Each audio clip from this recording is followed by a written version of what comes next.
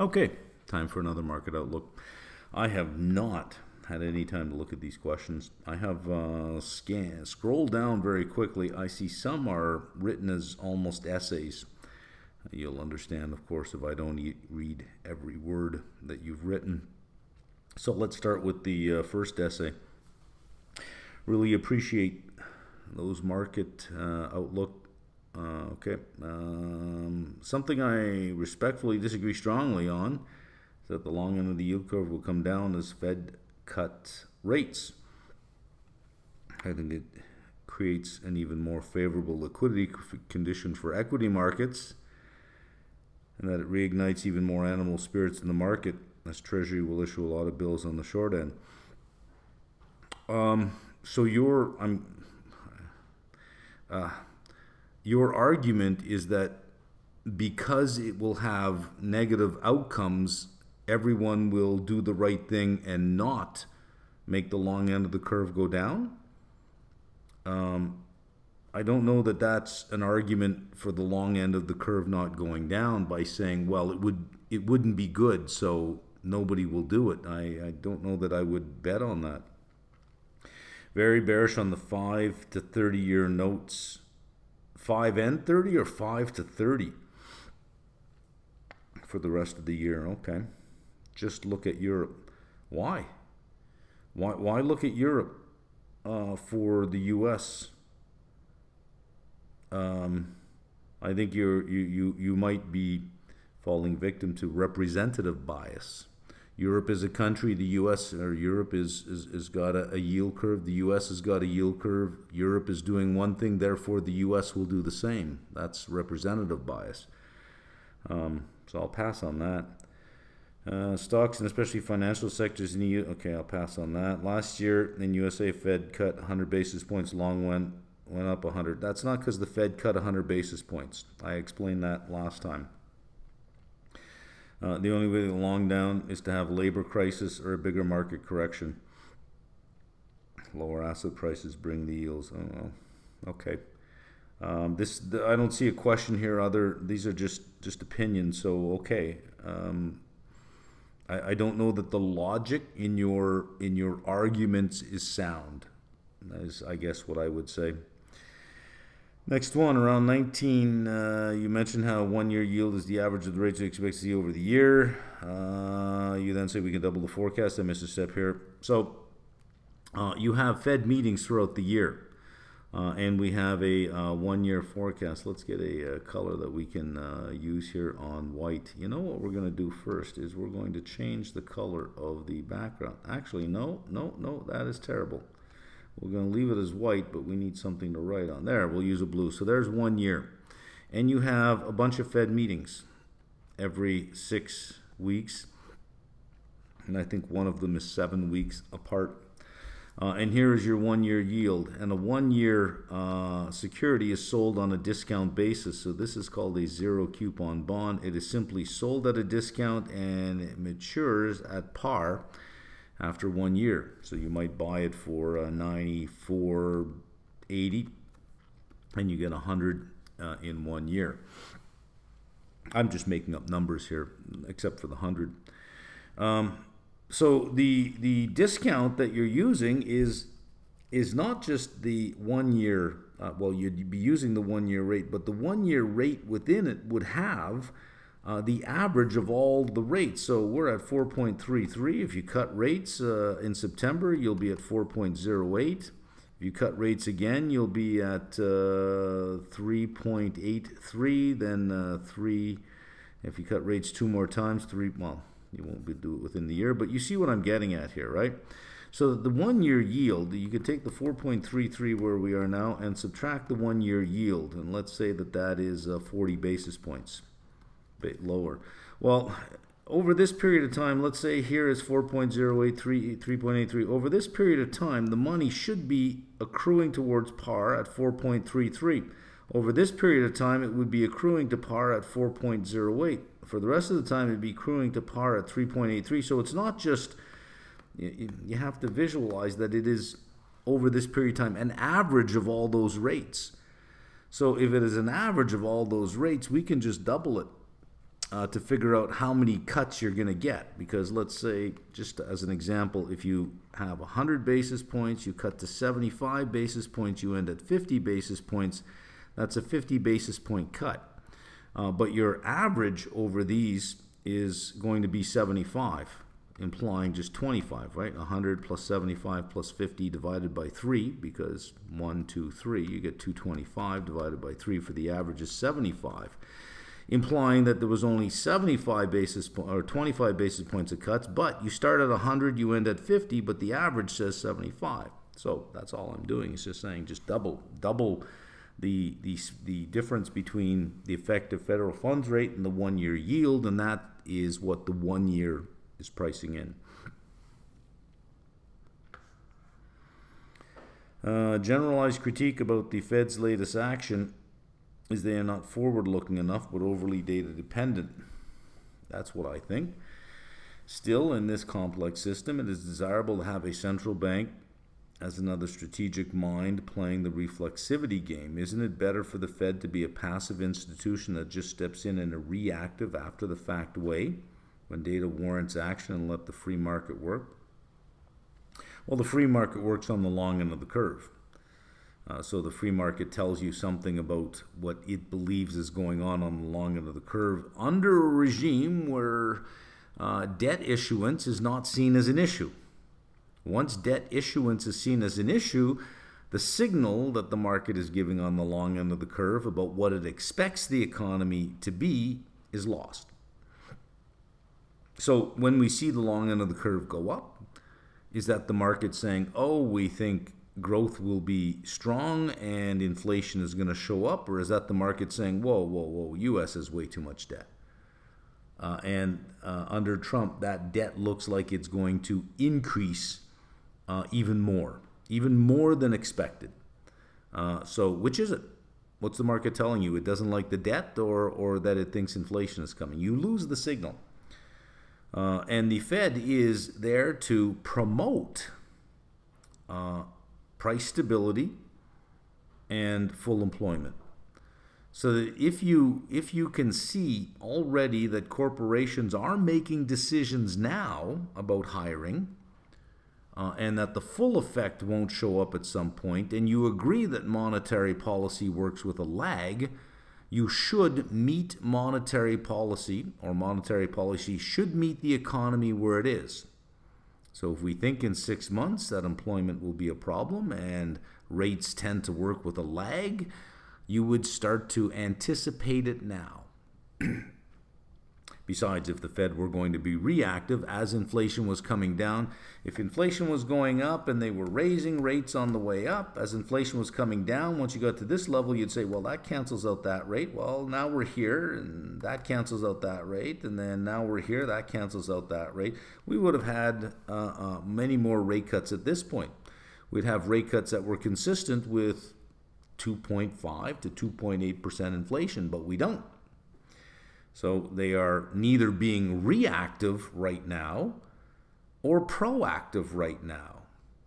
So as much as it's hard to admit sometimes, I think Trump might be absolutely right on this. Too late, Powell. And he was late in, or they were late in raising rates and recognizing the real problem of inflation. And last year, I think they were too late to cut rates. And then they held for so long, and now I think they're also too late to cut rates. But they're working on an abundance of caution. So, when will you cover U.S. defense sector? I've put infographics up for the U.S. defense sector. When will I cover it? I don't know. I'm really working hard to fill out all the energy sector. I'm working now on the hydrogen PDF, which will cover green hydrogen and blue hydrogen. Then I'll move on to carbon capture, and I think I should be done the entire energy sector. If you look at the PDFs, there's a PDF up for the energy sector, and then there are 2 industry groups in there. And there are 2 sub-industries here. This is oil and gas drilling, oil and gas services. There is a PDF up for both of these. They're 60, 70 page PDFs. They cover both the sub-industry and financial modeling for the sub-industry. And then you have the oil and gas integrateds, you have E&P, you have midstream, which is storage and transportation, and you have refining. And you also have coal. There's a PDF for each of these up. That takes care of the sub-industries. Then you have some specialty PDFs, which I'm working on now, which is the hydrogen, both green and blue. And then I'm going to go on to carbon capture and sequestration and write something up about that, because that seems to be a big thing. And I think there was one more thing, one more specialty PDF. I'm not sure what it is. I'd like to get all that done before moving on to the next one. So I'm really filling out one sector completely. And if you look at the question bank for the energy sector, it is full. There's a lot in there, and I think probably another 300 or 400 would fill it out. But the 300 or 400 more would be on the financial modeling side. So, yeah, after that, we'll move on. IWM, I'd like to hear your thoughts about Yardeni's comment on the recent small cap rally being another head fake, as their earnings have been flattening since 2018. And good small companies are often bought out by the large caps.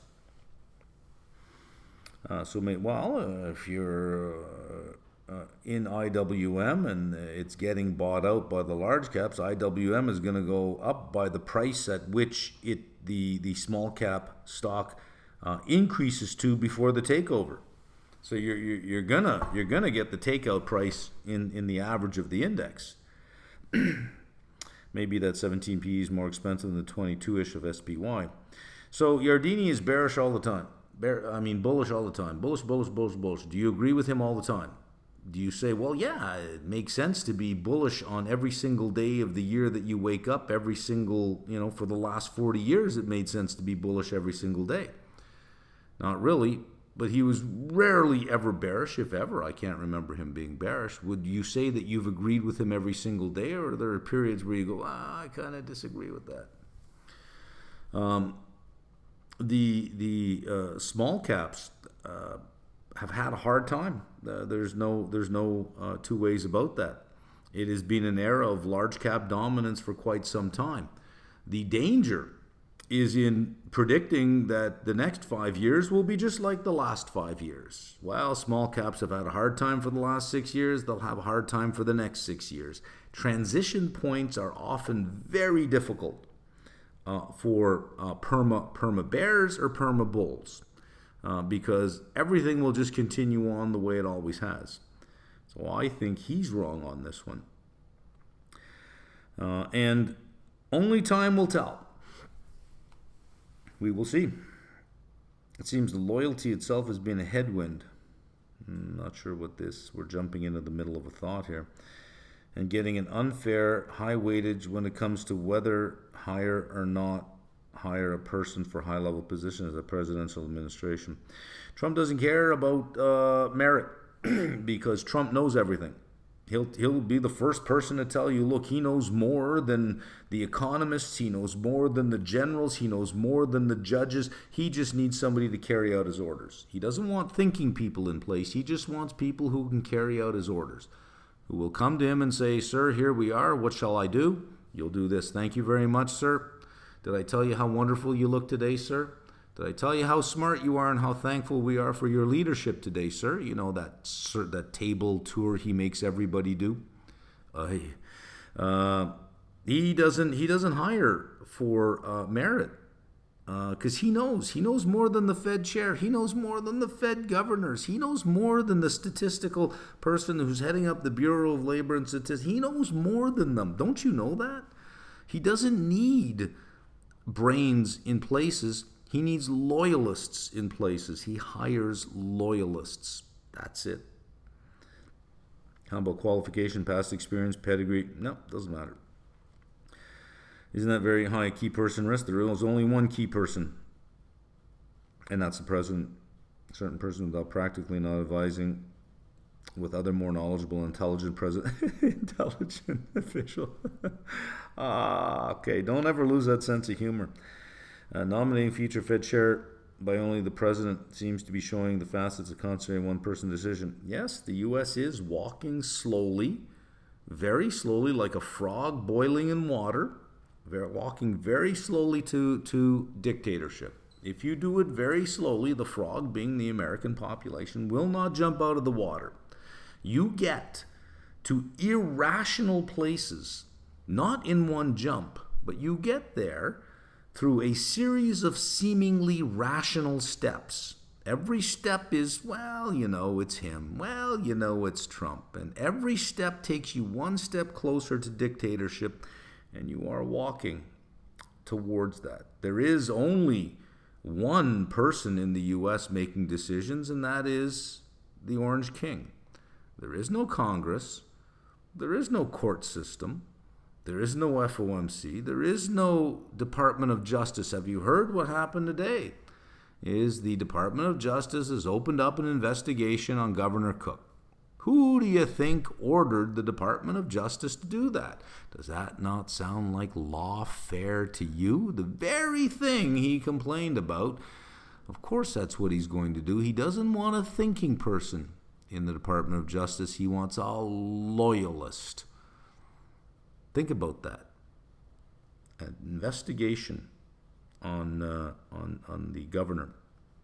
And he'll move on to the next one, and the next one, and the next one, and the next one, and the next one, until they're all loyalists. Because he knows more than the judges, he knows more than the lawyers, he knows more than the Fed officials. Come on.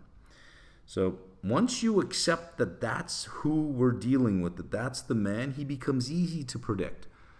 So where are short rates going? They're going down. How do I know? Because he won't stop until he replaces every one of the Fed president. Everyone that doesn't bend to his will be dragged through the mud. He's got teams of people working on every official to see what they can uncover.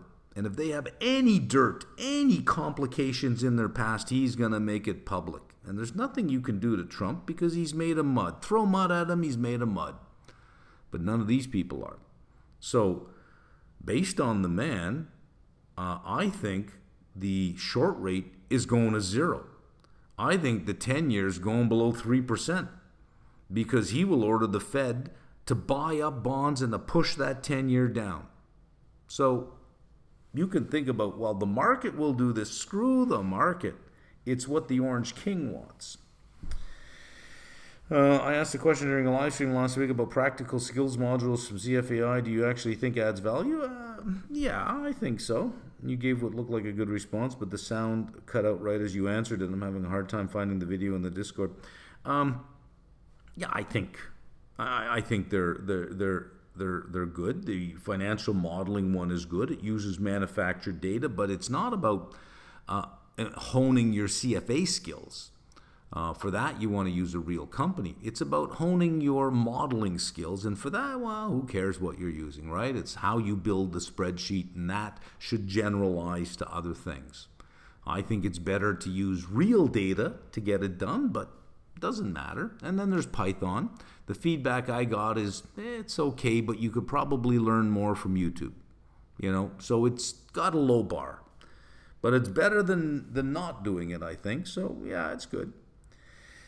I've been reading on LinkedIn about RRP hitting zero, reserves falling, TGA replenishment, draining liquidity from the market. Please go into further detail what you covered in your outlook, please. Why is Besant targeting $850 billion for TGA? He feels that's the level where they can meet their obligations without any issue. That's the number that he targeted. I think Yellen targeted $750 billion. He's in the Trump administration. If he suggested $750 billion, Trump would say, "Are you kidding? That's what Yellen did. That's an Obama appointee. You must find a different number." So he's targeting 850. Wouldn't that be QT? No. The TGA is the bank account that the Treasury has to pay bills. So when they sell securities, that money goes into the TGA. When they pay the bills, they pay payroll and rent and all that stuff. It comes out of the TGA. It's the checking account. That's all. Why are they draining liquidity from the banking system during times of questionable growth outlook? Don't know that I would say they're draining liquidity so much as they're reducing the size of their balance sheet, but they're doing it very slowly. And they're not the ones, the Fed has nothing to do with the funds that show up at the reverse repo window.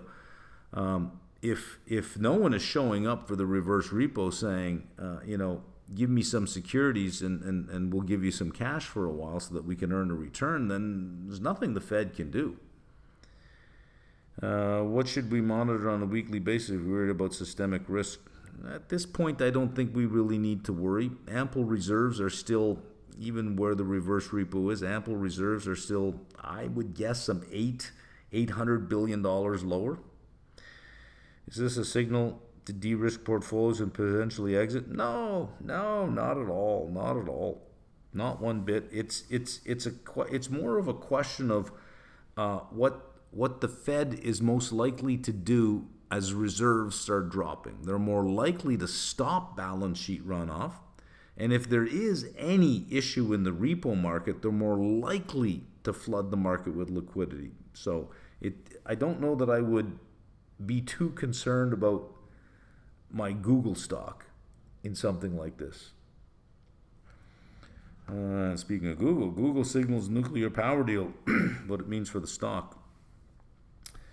I might be mistaken, but if I recall correctly, you mentioned a while ago that you wouldn't touch ABR because the expulsion of immigrants could drag down demand and push its price towards the 5-6 year range. Yep. Given that you now seem interested in going long ABR, do you think the prospects... Well, when you say something a year ago, things change, right? Markets adjust, capital redeploys. When I was a kid, I hated liver. That doesn't mean I hate liver until the day I die. I've had liver different times in my life where I say, well, it's cooked really nice now. I kind of like this. So you can look at a situation, a context, and say, well, I don't like it because of these things. But over time, management works to fix that problem. Capital redeploys to other parts of the economy. Vacancy rates are worn off. They rise up over time. So we live in a river that's always flowing, and you may not like the temperature of the water right now, but if you wait a couple of minutes or a couple of hours, you may like the temperature of the water. We're not standing in a bathtub, right? Where what we say now is now and always the water is cold. Well, the water's cold. The water will be cold in 5 more minutes as well because there's nothing flowing. The market is a river. So as far as ABR is concerned, if you can get a 10-year under 4%, ABR becomes interesting. The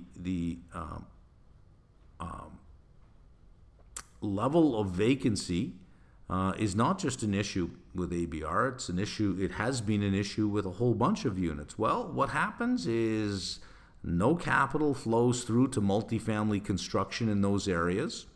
While population still grows, it's just not growing at the pace that it used to, but it still grows. So it just takes a while to work off that inventory, as long as you don't have all this new inventory that keeps hitting the market. It is the same in Canada with condos in the Toronto area. I mean, they're just in a mess. But there was condo building going on all over the place, and then suddenly you had all of these unsold units. So what happened with investment? Just went away. Now you just have to work off the excess inventory, and that does work off over time. So when you see too many condos, that does not mean for the next 100 years there's too many condos. It means, well, how long does it normally take to work off that supply? If you have no new supply coming in, might be 3 quarters, might be 4 quarters, but it does get worked off. Why not use Perplexity Finance for earnings? Because they're wrong. They're new at this. So I've looked at some companies of which I know the numbers, and I've looked at Perplexity Finance, and I've looked at relationships between and numbers on the statements, and I've been able to say that's not right. That's not right at all. So no, I don't trust it yet. I don't trust it yet. Going through real yields and OAS in the spreadsheet tables. I find different numbers on Treasury website and Fred for 01, 0124, 08, 08, 07. Maybe an Excel formula is off. Nope.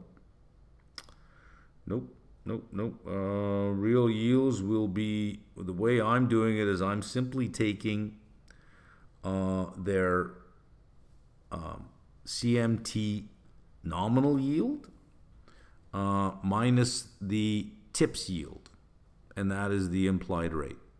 So whatever you're looking at on Fred, have a look at what methodology they're using to get those real yields.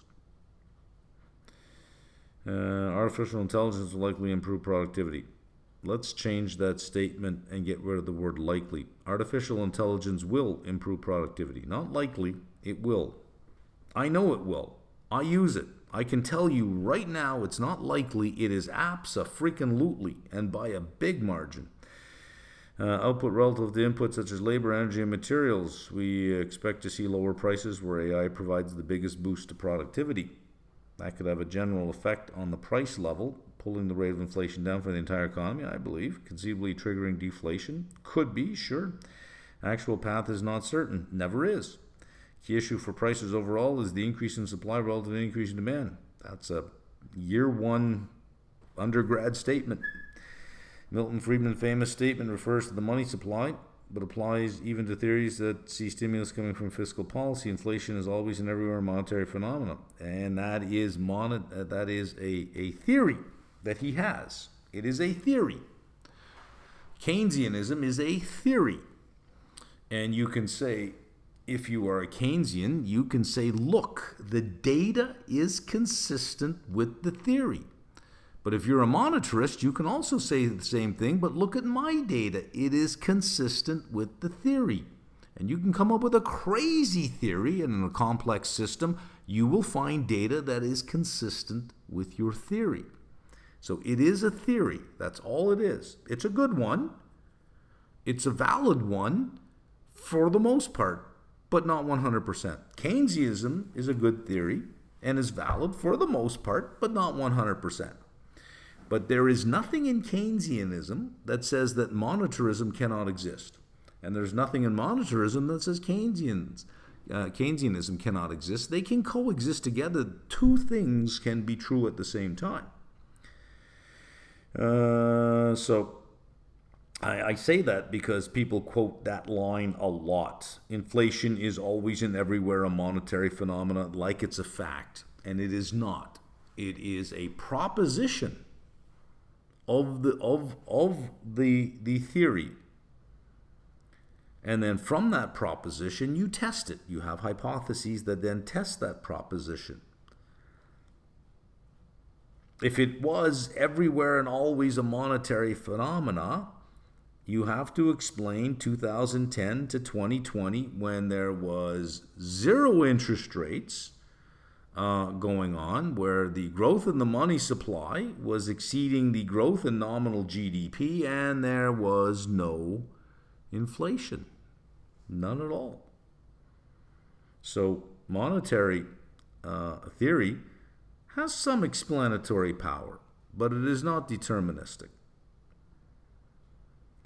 Let's keep going.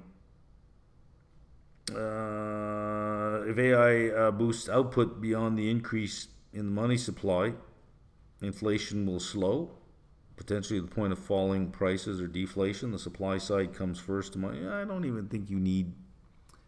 when we say that output, AI boosts output beyond the increase in the money supply, you have to be talking about the nominal output, not real output.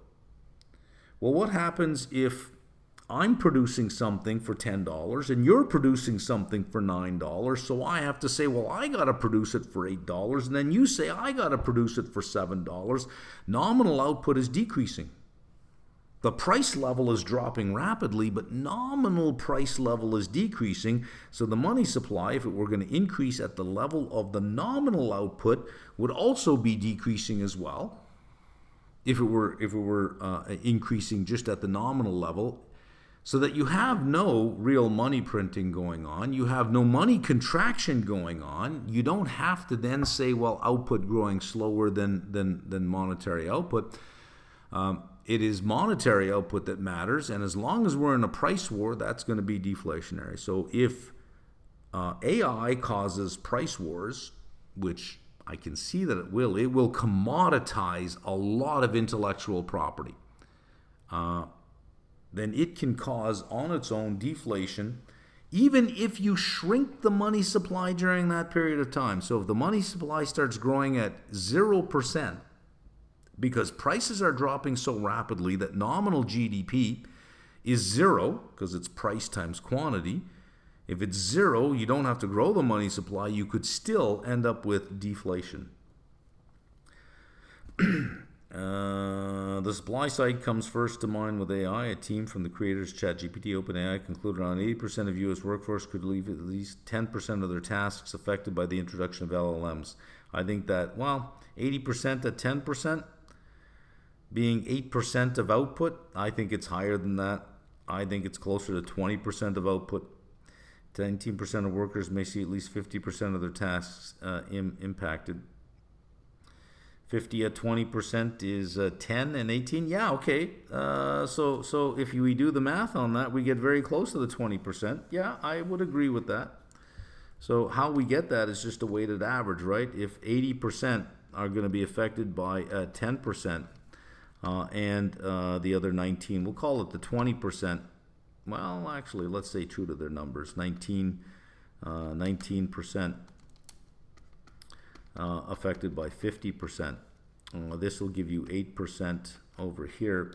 This will give you 9.5%, 17.5% overall. I think it's, just eyeballing the world, I think it's around 20%. Less labor needed per unit of output, true. Means falling costs, true. In competitive sectors, falling costs lead to falling prices, all others being equal. That's right. There we go. In the meeting with European leaders, why are they all just sucking up to Trump? Because that's how you play him. He's easy to play. He's easy to play. That's how you play him. Is you tell him that his leadership is incredible. You've never seen anything like this before. Everyone's talking about it. We're so glad you came along. You're saving everything. You're absolutely right about everything. You're the smartest person we've met, and you can get anything you want out of that guy. I've said this before, that if Trump tried to buy my house, I know how to play him so well, I could have him buying it for $2 million over asking, because he's that easy to play. He's that easy to play. All right. Okay, that's just an infographic. Do you think the main reason university population, other than the top 10 or 20 universities in the world, hiring largely purely academic-oriented professors rather than real practitioners because of the high price? Does everyone normally need to pay way higher compensation to retain those practitioners? No, the tier 1, tier 2, you could say up to tier 2 schools are what are called research universities. So universities get money. They need money. They get money from tuition. That's really not a lot. If you're a research university, you hit the government up for research grants, and you get money, and the university itself administers those grants for 20%. So if you get somebody bringing in a $2 million research grant, the university just gets $400K. And the 1.6 million actually goes to fund the research because the university administers it. So bringing in research provides huge amounts of money for the university. Practitioners aren't doing academic research. You need academically trained researchers, PhDs, to do academic research to bring in this grant money. So you think it's about a search for truth. It's not about a search for truth. It's about a search for publication. You get hired at a research university, you'll teach about 2 classes a semester. Then you're going to sit on a couple of committees as well. You got to do some service to the school, so you're going to sit on some committees. You got to do some service to teachers. You're expected to publish depending on the school that you're at. You're targeting to get tenure about 6 publications in A journals. Just on the submission rejection, you'll have to produce about 24 to 30 papers to get 6 accepted. And then you have to write grant proposals. You're expected to write grant proposals because you got to bring money into the university. You get points for service to the school. You get points for service to the academy, which is whatever department you're in. And you get points for service to the university itself, bringing in grant money. So it's a lot of writing. Practitioners aren't going to do any of that stuff. Right? They're not going to do any of that stuff. You want some practitioners in there, but you can't have a school of practitioners because the tuition would have to be very, very high because you'd lose this. You'd have no money coming in from the grant side. So that's why your teachers have no real-world experience, because they're too busy writing grant proposals to fund the university to give you an education for a world that the professors themselves don't even understand. Isn't that wonderful, right? I think technology has a far better potential of delivering to you real-world education. What is wrong with a PhD who works in the real world? What is wrong with that? That is called a Praademic. And I think you should demand that from any teacher that you have. Don't say, well, what is your academic background? What is your practical background? You want a Praademic. You want someone with 1 foot firmly in the real world, 1 foot firmly in the academic world, so that they can understand the arguments they're constructing, that they can break down complex things into simple things. They understand what a learning mind needs. They understand how to teach, but they also know the real world. You need theory, period. But you also need to know how that theory fits with practice. The theory is the structure upon which you build your knowledge of the real world. If you don't have that structure, the world is messy. You need some structure to hang it on. I think that there should be a move towards pracademics and not just pure academics. And not just pure practitioners, because practitioners tend to lose that skeleton that you need, that theoretical skeleton that you want to hang everything on. Demand that of anybody that you want to learn from. You should be saying, what have you done lately? What have you done in the real world to combine your theoretical knowledge? Any thoughts on Buffett's new position in UNH, Lennar, and DR Horton? Not really. No real thought on it. DR Horton, to me, seems like an obvious one. Lennar and DR make sense in home building. If you're going to go into a sector, you always look for the biggest, the one or the two biggest in that sector. They're big for a reason. They're not big by accident. They're big for a reason. You usually are going to get a much higher quality company when you go for the biggest one in the sector. Do you think Berkshire are going to experience diminishing marginal returns to scale?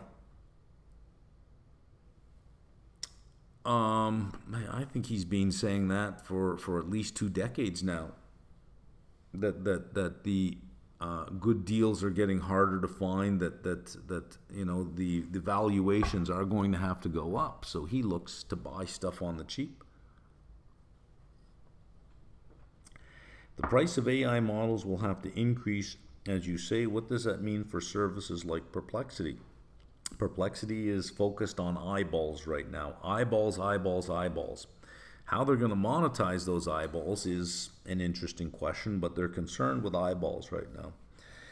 And try to offset to match the increase, but at some point users don't want to pay to just Google. Perplex maybe 70% and 30% Google just out of habit more than anything. Question I am asking, I suppose, do you think that leaves an opportunity world open to search engines like Google?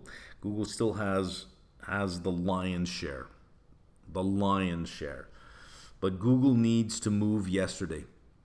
Google needs to move a quarter ago and introduce an AI browser globally now and figure out how to monetize it next. But they're losing eyeballs every day. They need to move fast, and they need to move now. However, I will say this.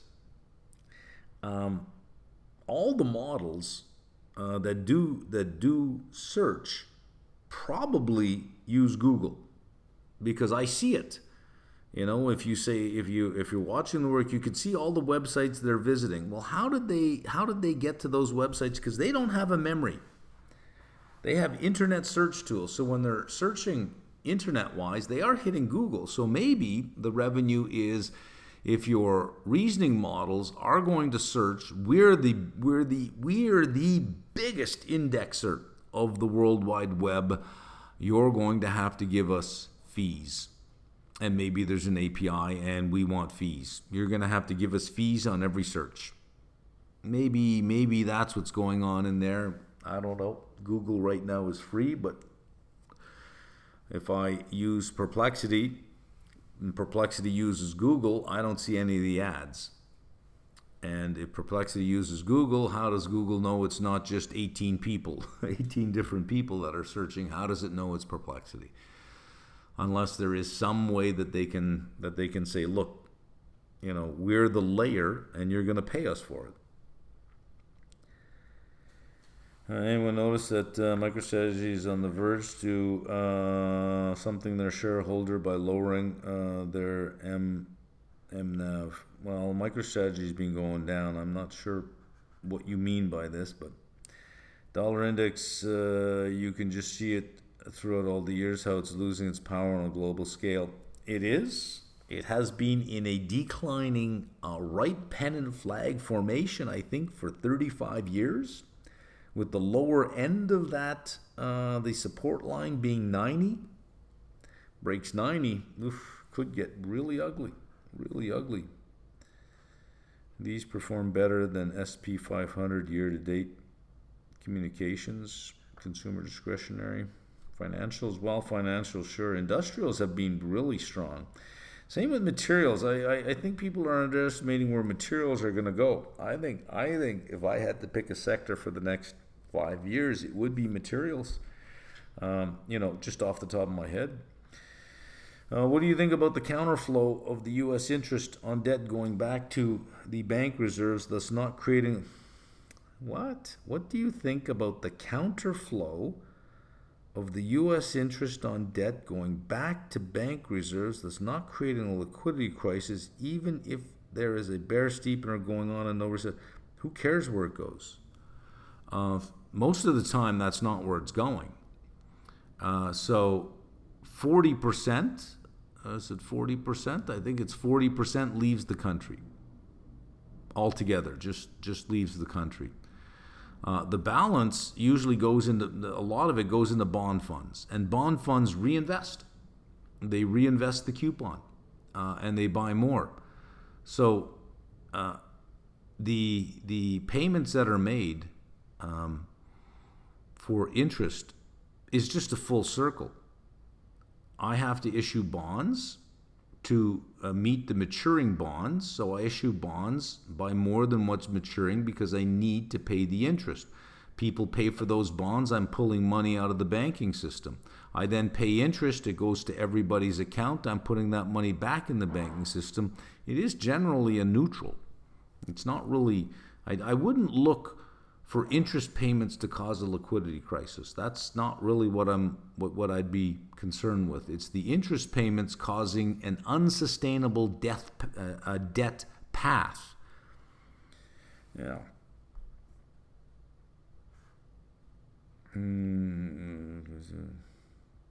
If you exit your current TLT position during some strength of the UST market, like you said, would you still be willing to sell puts and create a new position? Yep. Yeah. If they're called away, I got the 86 put, 87 call, because I'm not seeing a lot of things to be excited about right now. It has tried several times to breach 88, and nope, the market wants nothing to do with that. I've been a loyal follower of this for some time. I've got a large U.S. Treasury position in TLT, but at some point you got to say, look, enough is enough. either perform or I'm going to move on, and I'm almost ready to move on. Walk through your process to estimate the price target for Google. S&P has a forward multiple of close to 23. The tech stocks are usually higher than that. Google has some problems, but I think it should trade to about 23. Forward earnings of about 10 to 1050. 23 times 10, 230. That's all it is. You spoke about how AI is on track to supplant standardized test prep. Standardized, yep, for certain exams that are less metacognitive end of the distribution. True on the non-metacognitive level of the distribution, but especially the standardized tests that you study for, that do not prepare you for a career. So a GMAT doesn't prepare you for a career. It is an aptitude test. So it doesn't change from year to year. Oh, the questions may change, but what it's testing does not change. FRM does change. CIA does change. The CPA does change. CFA does change. So it is preparing you for a career, which is saying something different than it is testing your aptitude. Now, that's not saying that AI will not replace that at some point in time. I think CFA level 1 within a couple of years will be commoditized. In other words, there'll be no money to be made with level 1 CFA. It will be commoditized. I think CPA probably will be commoditized. So it's not saying that it's bulletproof. Just for now, I doubt it can do level 3. AI could probably produce a very good level 1 and a somewhat okay level 2, but not at level 3 because it cannot pass the level 3 exam. In your opinion, are today's AI tools a valuable study tool or potential pitfall for CFA level 2 and 3 candidates? So the AI is mostly right. Mostly. I'd say it's about 80% right. If you're talking about declarative knowledge, it's killer there. I don't know that I would, especially declarative knowledge that's been around for a while. So if you want to know about bond pricing, that's as old as the hills now. If you want to know anything about statistics, it should know that it's as old as the hills. But if you want to know about something some new financial engineering product, some structured product that came out 3 weeks ago, I don't know that I would hold out much hope that it really has that. So above the declarative knowledge is conceptual knowledge, which it's pretty good at, and then there's application, which it's somewhat okay at. So if I had to give it a score, I'd say you're about 95, you're somewhere around 85, and here I'd say 75, meaning you're on average about 80% right. But if you score 80% on level 1, you pass. So we can pass level 1. Level 2 starts to get to analysis. And level 3 brings it to evaluation. And level 3 really sits here with the majority of it being here. This is meta-cognitive. It is thinking about your thinking. It cannot do that. It cannot reflect upon itself because it has no self. So for level 3, for the declarative part of level 3, if you're at level 3 and you're reading about CDS basis, and it's telling you how you can use the CDS basis to construct a trade. And you probably say, what the hell is CDS basis? Well, that is declarative. You're just filling in some declarative knowledge you don't know. You can ask it and it'll tell you, thereby giving you the impression that, whoa, it knows level 3. But this was covered at level 1. You just forgot it. It's a very common question at level 3. What's the CDS basis? So if you're just asking it the declarative question, sure, you can get it. But if you're wrapping that up in a context, blah, blah, blah, blah, blah, this is what's going on, blah, blah, blah, here's an exhibit, blah, blah, blah, what trade do you want to make? Well, you have to analyze the situation to figure out what's going on, and you may say, well, this is going on, I could do this, this, and this, and then you have to evaluate which one of these things you want to do. It cannot do that. It still fails the level 3 exam. So if you're relying on AI to teach you level 3, it can fill in your knowledge of the declarative knowledge and the conceptual knowledge that You missed at level 1 and level 2, but it will not help you with the analysis and the evaluation. Not to the point that I would say you can pass, because it cannot pass. So if it cannot pass, it cannot teach you.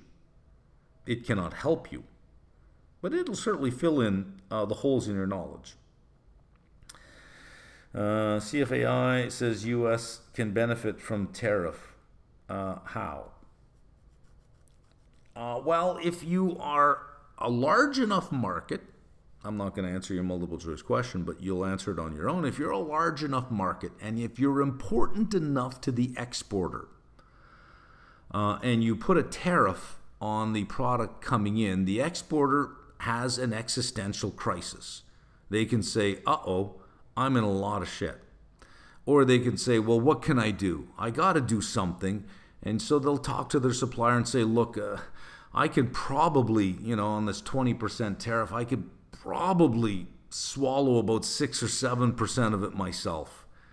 And the supplier might say, well, we have an efficient supply chain. We chose you because it's efficient.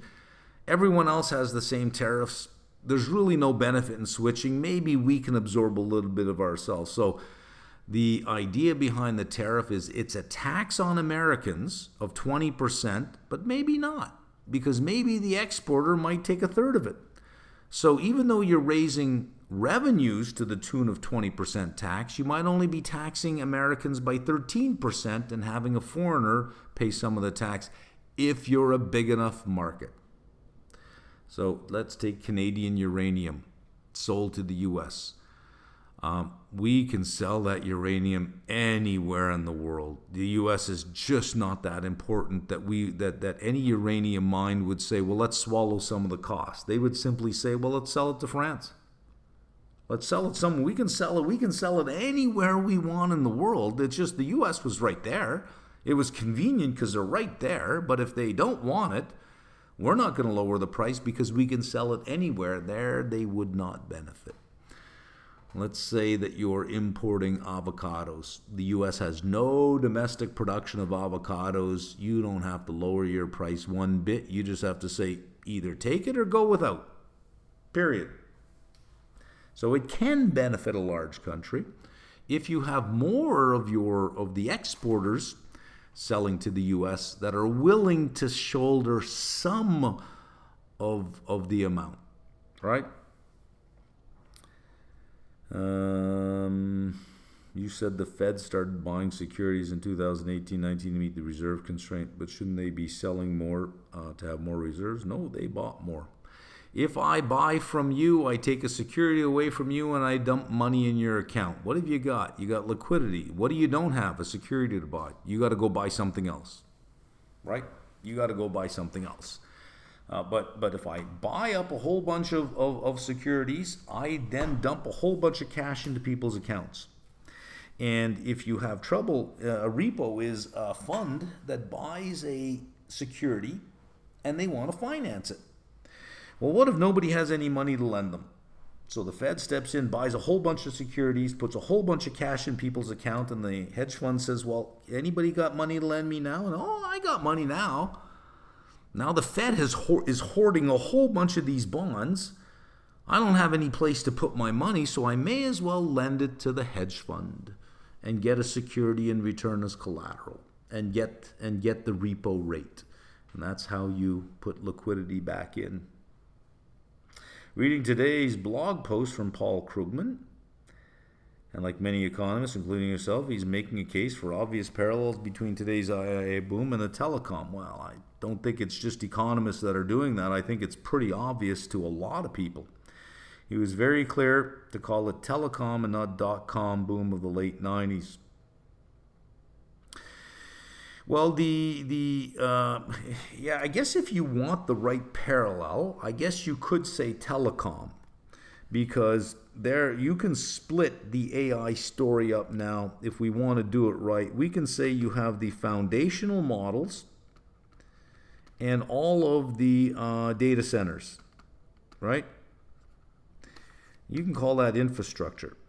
And then you have all of the models that sit on top of this, all the specialized models that use the foundational models as their engine, all of the other distillation models like DeepSeek, Kimi K2, even Perplexity uses a foundational model. And you could say, well, these are more like the dot-coms themselves. So that if you're going back to the 90s, there's your telecoms, and here's your dot-coms. So if we want a scenario that looks like the late 90s, all of these at some point are going to have trouble because the telecoms massively overbuilt and there was a wipeout, and some companies just simply went away. And a lot of these dot-coms simply just went away, and a few of them survived. So if you want an analogy to the late 90s, you could look at the foundational models, the data centers, the GPUs, all of that stuff. You know, I've made the case before that NVIDIA is probably going to go the way of Cisco, because that's how Cisco was seen. And that's how NVIDIA is being seen right now. But okay, yeah, you could divide it that way. Curious to hear your thoughts. I was too young to remember. He argues that during dot-com boom, companies rushed in to invest in fiber optic networks. Yeah, a lot. Rapidly led to a massive overinvestment that did not have the anticipated payoff. Led to a bust. Yep. Well, it led to a bust because all the dot-coms led to a bust. If you don't have all of these up here, you have less need for a lot of work going on down here. So you still will have the foundational models, much like we still had the internet, but you don't need all of that capacity. He sees the same phenomenon today with data centers, arguing that AI technology is real and some benefits are already apparent. It's up for debate whether the profits will ultimately justify that. I agree too. Not without a whole bunch of companies disappearing and a significant increase in costs.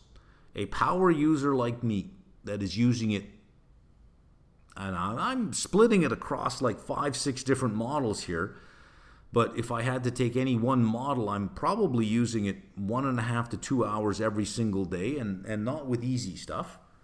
I think based on the pattern, Google can easily read what I'm asking and look at what I'm doing and say, well, that's not a homeowner. That's not just a household asking questions about stuff or a student learning. That's somebody that's operating a business here, and probably say, okay, well, we know the productivity increase that we're giving you. We know the employee cost we're saving you.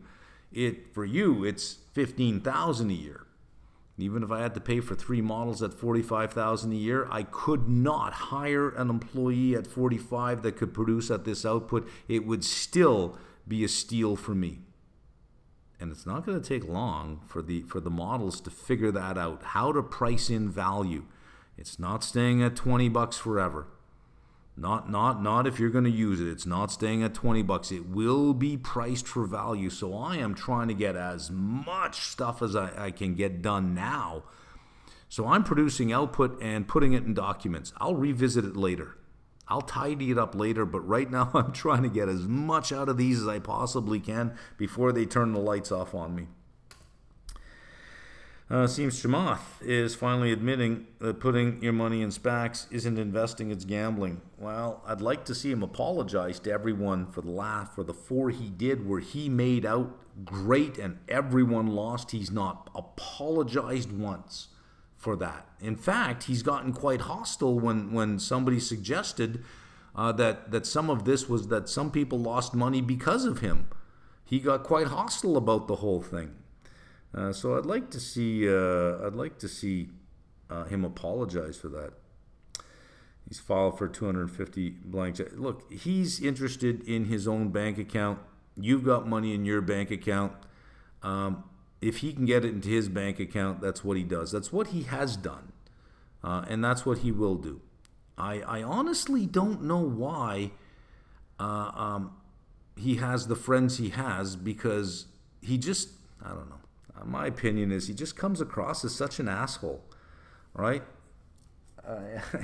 That's, I've thought that for a while, but When you say reserves are 3.33 trillion, it might get drained to 2.5. How do you calculate reserves? You look at the Fed balance sheet and you just look at the number. You don't have to calculate it. You look at the number. Where do you find the number? Fed balance sheet. It's released every Thursday is every Wednesday. What is today? Thursday I think it's Wednesday or Thursday at 3 o'clock. I think it's every Wednesday at 3 o'clock. It's released. Once a week, the Fed balance sheet is released. You get it at the Federal Reserve site. You also subtract out Fed's MBA. No. That all that stuff is not in reserves. That's not reserves. But what they're holding in assets is not part of reserves. Reserves are bank reserves. You get reserves. Yeah, you're looking at assets. Reserves are something different. Reserves are a liability. You're looking at securities. That's on the asset side. Reserves are on the other side. Makes sense that Japan has dealt with 2 decades of inflation, maintained low rates, but why isn't the BOJ raising rates now, even with inflation running 3.3? Because their debt is astronomical. Astronomical. You want to destroy a country, raise the cost of that debt. You'll destroy that country easily. Last meeting, J.D. Vance, have you said thank you once? This meeting, Zelensky said thank you so much 8 times. What a shit show. That's how you got to play it. That is how you got to play it. Listen, when you go into a negotiation with someone, you can't bring your ego in with you and say, you will respect me and give me everything I want. You have to go in and say, well, what do I want? I want this outcome. That's my goal. How do I get it? And if saying thank you 8 times and telling them what wonderful people they are get you your outcome, then do it. Because your goal is to achieve that outcome. Right? It's very rare that you can walk into a room, demand respect, and get everything you want. The other side doesn't like to be told. And if the other side is super ego-driven, well, then that's the cards you play. You play the room you have. Trump is easy to play. He's easy to play. The European Union figured it out. Everyone's figured it out. Everyone that goes to see him does the same thing. It's not because they think he is great. It's because they know he wants to hear that they think he is great, and they'll get what they want. And then on the way home, they think, what a fucking asshole, right? Any thoughts on SOFR options, says EQ? Same thing. Yep. Canadian housing market is under real stress. True. Record amounts of unlivable condo supply, declining prices, foreign direct investment outflows. Developers pulling back on new projects. You're writing this as if it's such a bleak environment. When you say unlivable condo supply, unlivable, I don't know if I'd agree with unlivable. Declining prices, sure. FDI outflows, is there? Developers pulling back on new projects, as they should. That's actually good. That's actually a good thing for condo supply, because if you had developers leaning in for more supply, it would be even worse. So that's actually a good thing. This will have major implications. Major implications or implications? It will have major implications. All we have is language to communicate with each other. And some words are very loaded. We want to try to say things that are as true as possible and try to leave as much of the loaded language out as possible. It would be a truer statement to say this will have implications for employment. But when you say major implications, you open yourself up for, under a Socratic method, for attack on your argument. If this were debate and you used an excessive word like that, I make a note, I got you right there. Major implications, and if I do enough of those, I can convince the audience listening that you don't know what you're doing. Your debate is too emotionally charged. It's not intellectual enough. So let's rewrite this. This will have implications for employment and GDP. This is true, given how much of the economy relies on real estate. And here you would probably quote To make your argument defensible, you would quote some percentage of GDP that the housing sector in Canada represents. Personally, I see this as an opportunity to shift away from housing as an economic driver and towards innovation, entrepreneurship, and productivity. Well, what have you said? You've said nothing but mom and apple pie. I think now's a good time to think about mom and apple pie. Well, mom and apple pie are always good, right? I mean, it's always a good time to shift towards innovation, entrepreneurship, and productivity growth. You say, well, I think it's time to shift towards mom and apple pie. I think it's time to shift towards breathing oxygen, right? I mean, that's you're not really saying anything there.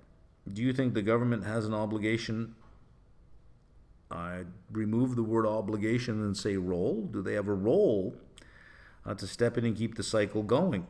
Or should they allow the market to reset? Depends. What side of the door are you standing on? Are you standing outside as a potential buyer? Are you standing inside as a potential homeowner? 70% of Canadians own homes. The vast majority of their wealth is tied up in the house. I don't know that it makes a lot of political sense for a government to say, we're going to drive housing costs down.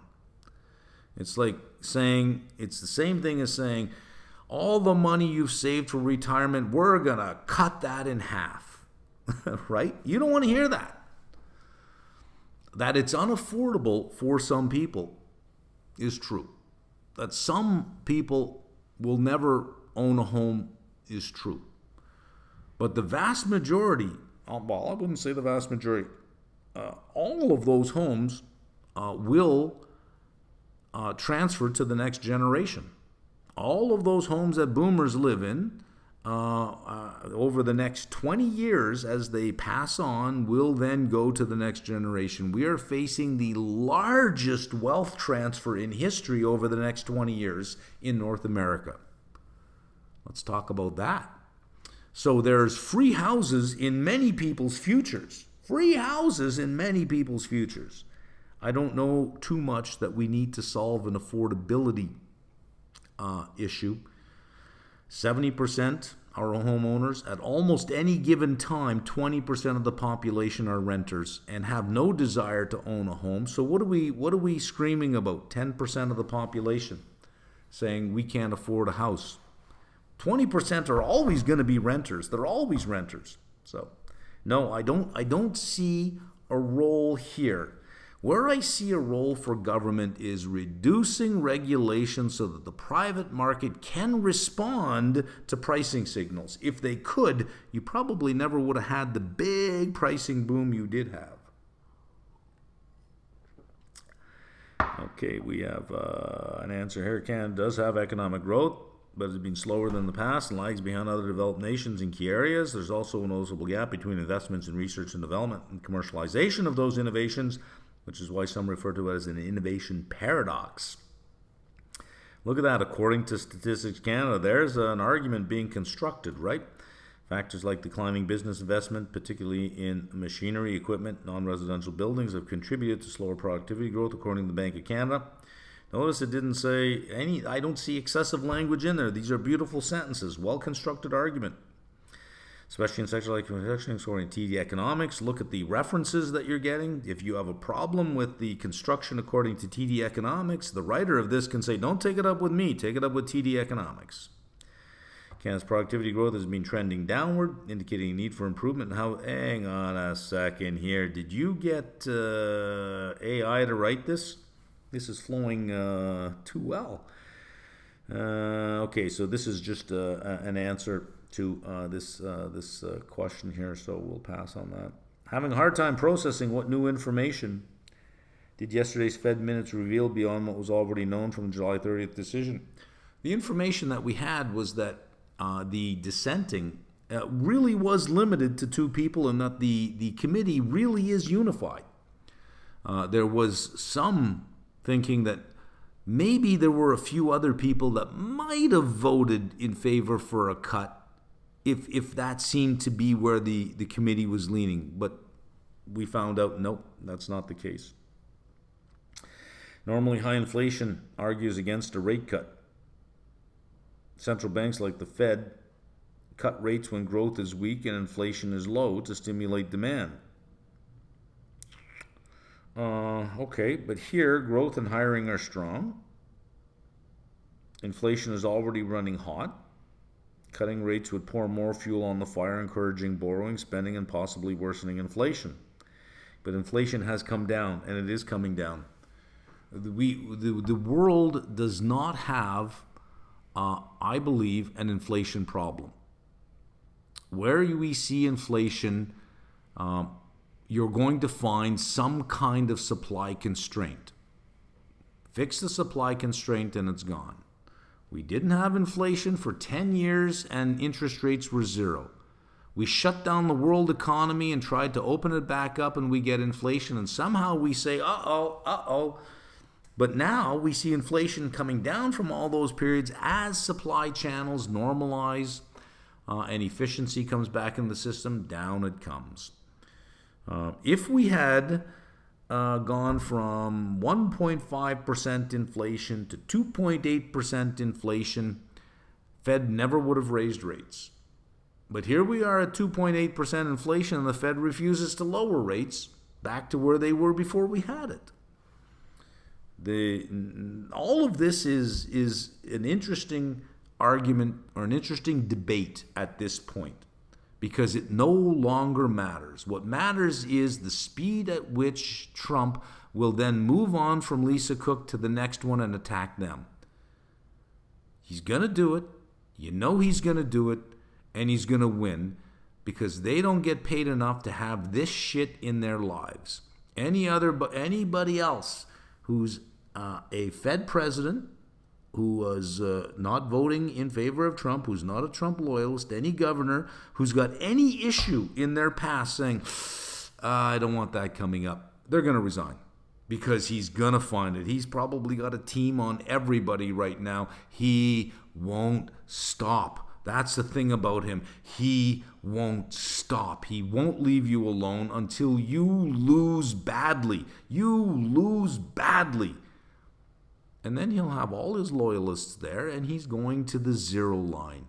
He's going to the zero line. That doesn't matter what we think about the Fed's mandate. It's Trump's mandate. It will be Trump's mandate. It will be Trump's economic data.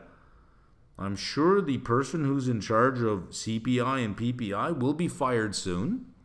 We're going to have somebody running the BLS, and the numbers are going to be amazing. There'll be restatements saying there were 2 million jobs created, and every month the economy will create 500,000-600,000 jobs. It will be amazing. But the Fed, as we know it, is on the way out. The Trump Fed, fully the Trump Fed, is coming in with the most ridiculous people you've ever seen that will be appointed. Anyways, that's the end of this one.